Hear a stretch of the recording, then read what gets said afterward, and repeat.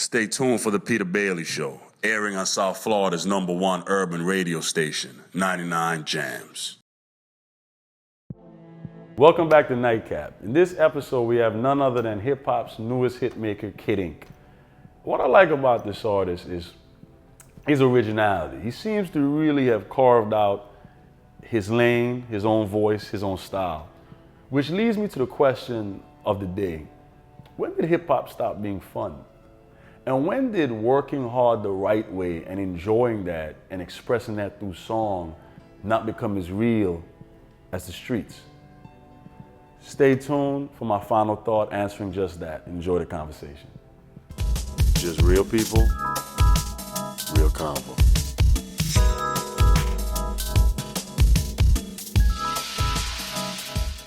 I'm Peter Bailey, and after my Soul to Soul with Nico and Vince, I headed to downtown Miami, where a crowd gathered to savor the sound of Kid Ink. Hip-hop's newest eccentric discussed being rap's man apart, choosing to cruise in the lane less traveled, crafting a more amiable sound than his gritty LA counterparts. Kid Ink. Yeah? What's up? How you doing, man? Chilling, man. Thanks for letting me invade your space. Yeah, all good, man. It's a nice space. Yeah. When I think of you, saw the performance, I always envisioned that guy in the neighborhood that was kind of dancing to his own two-step, right. in a sense. Yeah, man. It's such a homogenous culture, though, where it's kind of like it's a lane, it's a box we're supposed to be put into. Right. You're a fusion of many things. Yeah, man. Appreciate that. How do you maintain that truth, your truth? Man, it definitely was something I had to grow into. I can't honestly say that. You know, of course we all grow up and we have peer pressures and, you know what I'm saying, different things and obstacles and trying to figure out who you are as a person and all that. Tell me some of the obstacles. You're a single mom, right? I mean, yeah, definitely, you know what I'm saying, I grew up single mom, me and 3 other siblings, you know, my dad was in jail most of my life, you know what I'm saying, and, you know, people had their dealings in my family. I think, you know, it was something that but my mom at the same time made sure that she put me in like the right schools and the things, so I got to have like the best of the both worlds, you know, with going to schools in different neighborhoods and I lived in, to where, you know what I'm saying, I got to experience a lot of different things and really, you know, make decisions of, you know, it's more than just this, or, you know what I'm saying, this area that I live in, or these, you know what I'm saying, friends, there's other bigger things, and, you know what I'm saying, stuff we can get into besides just the street, you know. Well, how was that balance? Like, you're going over, hanging out with, and then you're kind of going back to the neighborhood, and things a little bit different. They saying that. Yeah, I think it definitely, it's, you know, it's a balance to where, you know, of course I had to balance it myself and play both sides, and, you know what I'm saying, you know, be a certain type of person when I'm around a certain crew, and I can, you know what I'm saying, be a little bit more loose around certain other type of people. I feel like, you know, it's just be conscious about it, but I was always myself, to where I felt like, you know, people respected me for who I was. I never had any major issues in the streets just because people, you know, knew I wasn't on no BS, you know, always. I think people saw that I had a different mentality and grind for other things and kind of respected that, even though, you know, I was in areas where I could have been getting a lot of different things. Yeah. I think we all have that moment, though, when we say, you know what, I just want to be free of who I am. Right. Like, I worked in corporate America. You know, I wrote for corporate magazines, and you have a tattoo of a burning tie. Yeah, man. You have an issue with corporate America. I think it's not. That issue? It's not really an issue with corporate America, more so than I think it's the issue with the limitations and standards and how they, you know what I'm saying. Of course, the first thing you think about me is it's like, all right, he got a tattoo on his face, and nothing corporate can come out of his mouth.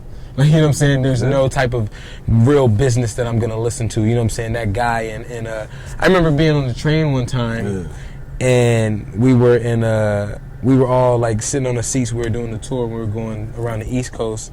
And a bunch of, you know what I'm saying, we were taking the seats and you know what I'm saying, taking 2 because there wasn't that many people on the train, but then it got a stop where a bunch of people got on, right?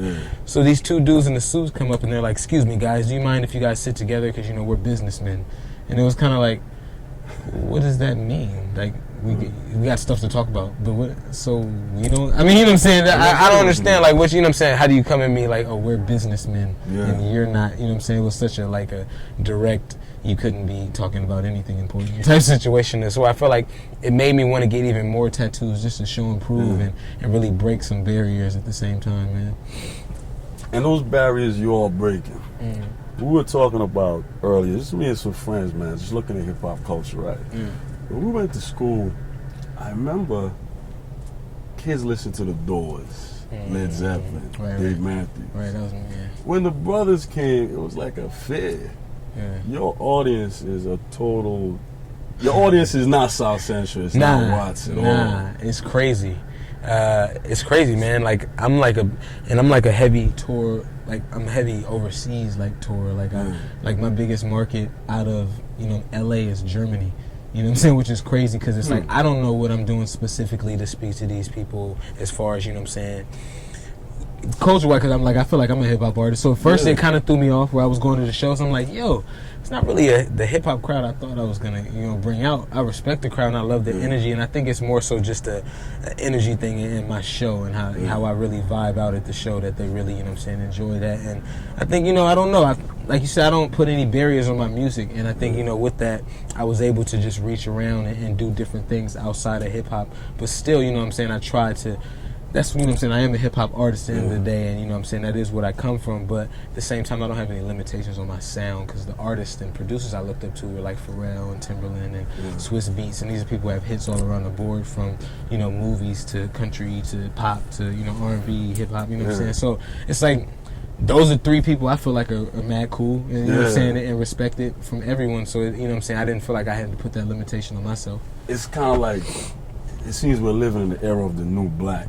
Yeah, you know what I'm saying? True, yeah.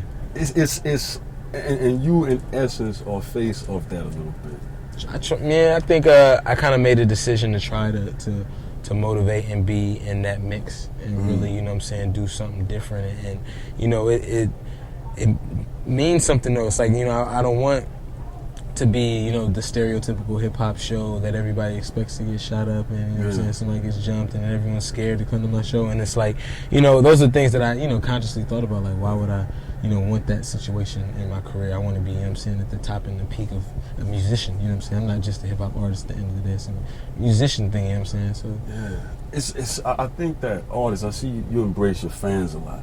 Yeah, got to. You use the word humble a lot. Yeah, man, got to stay humble out here.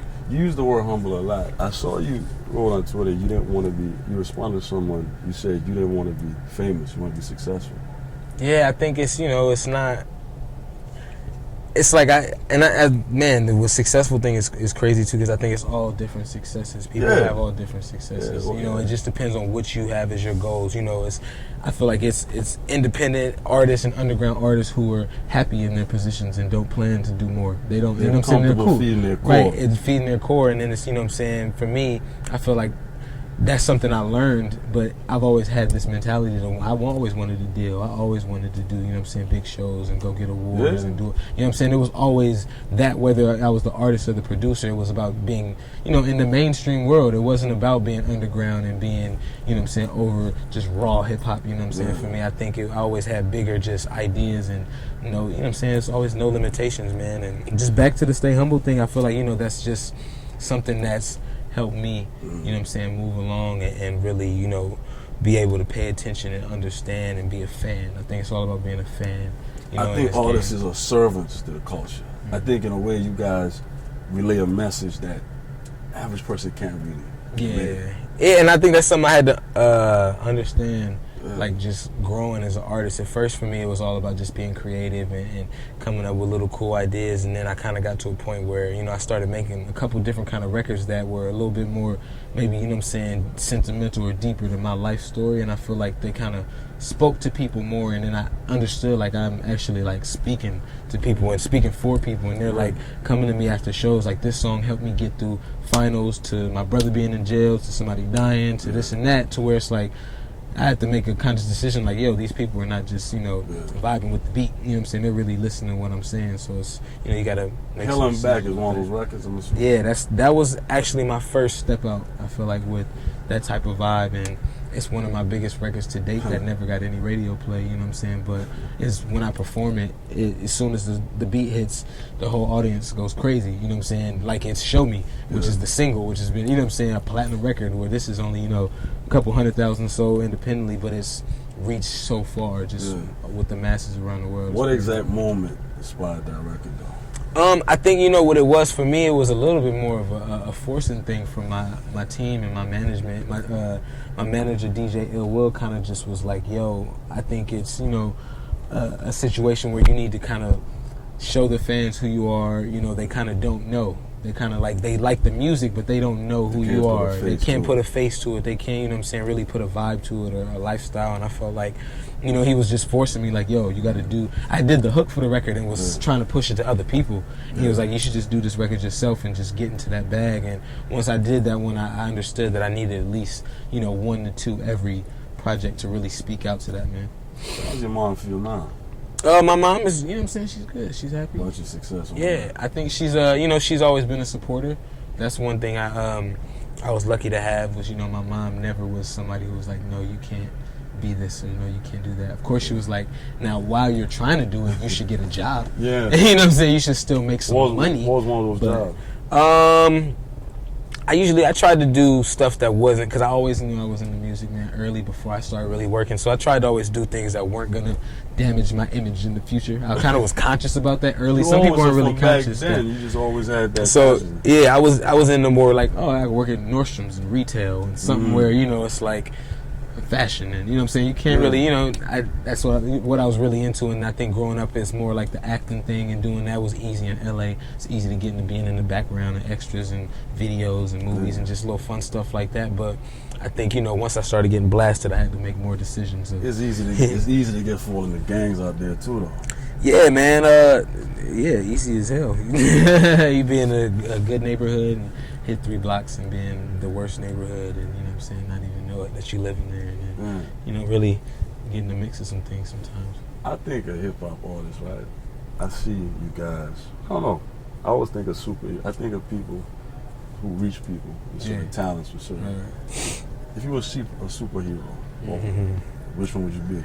If I was a superhero, man, I think I'd be Batman. It's always about Batman, man. You know, Batman, I think it was just one of those situations where, like, you feel like still a public enemy to the, you know what I'm saying, the masses, but you still helping them out, you know what I'm saying? There's still those people that understand. You know, Batman was a superhero, but the police ain't like him. You know what I'm saying? He was a vigilante. Like some people understood him, but the status quo didn't. Right. But then, you know what I'm saying, and another thing, he never got no sleep. He woke up in the morning, did his business, and then, you know what I'm saying, I feel like it was a lifestyle thing I was into. Do you think people are beginning to understand you, Hank? Yeah, man. I think people were definitely beginning to understand with the album release. You know, when My Own Lane came out, people really got to vibe and understand that it's not about one type of sound, one song, one type of, you know what I'm saying, just vibe. It was really an overall body of music that spoke for an entire year of, you know what I'm saying, emotions I felt like. And, you know, the first time I ever got that real acknowledgement and confidence was when I had a studio session with Pharrell, and he just, at the end of the session, he was like, I get it. You know, I understand where you're trying to go, what you're trying to do. Just keep moving and everybody will get it, you know what I'm saying, sooner or later. So, you know, from there, I think, you know, it's definitely moving. But to be honest, isn't there times, as a very original thinker, you get frustrated that you see a person that's more along the lines of the machine and what they're doing? Mm-hmm. Do you have those moments? Man, yeah. It's always...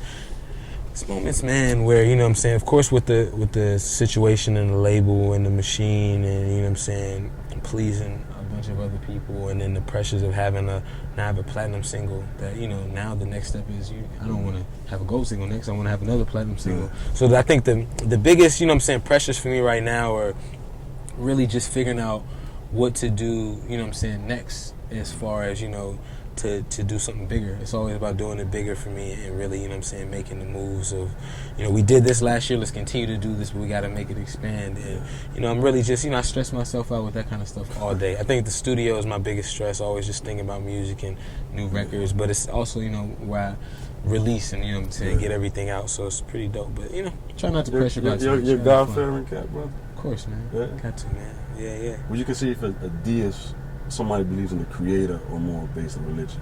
I think I grew up on religion, you know what I'm saying, definitely in church, and then, you know, kind of just made, you know, more of a personal relationship than, you know, feeling like I need anyone else to tell me, you know what I'm saying, what the direction is. Just make sure I just read, you know what I'm saying? And you have love, you have grounding in your life. Yeah, man. I got my girl, you know what I'm saying? I got, you know what I'm saying, my family around, and a cool team, you know what I'm saying? The people that I came up with growing up that are, you know what I'm saying, now a part of just my situation with the music, and, you know what I'm saying? It's pretty, you know what I'm saying, solid. And finally, you're a Clippers fan. Yeah, nah, man, I've been a Clippers fan. Yeah. I've been a Clippers fan since, we're not really getting to basketball. Been a Clippers fan probably when Kobe got drafted, and then I started hating the Lakers. But I'm assuming you're not a fan of Sterling and that issue. Nah, of course not, man. I think that was some crazy bogusness. I was kind of late on it all, being on the road, but when I found out everything that was going on, it was kind of crazy. I feel like on both behalves, on his behalf and on her behalf, it was kind of Indeed. bogusness. Better watch out for that. My man. Appreciate you. Definitely. Talking to you, bro. Guys, I hope you enjoyed the conversation, and thanks for sticking around for my final thought.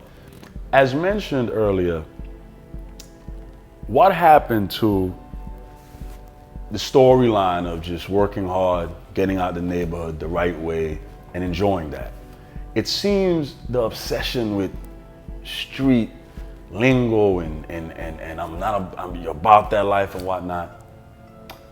What happened to the other story? What happened to the story of, hey, I may have came from a certain community, but I didn't do those things and I made it out. Now I want to make music to make people feel good. I want to make music that just is happy. You know, because that's also, when artists say, well, we're telling on the streets, we're telling a story, well, there's another story. You know, you didn't wake up out your mother's womb gangbanging. So until next time, it's okay to be you. And if that's a square, it's a square to whom? You are your own star and your best commodity. Love and live.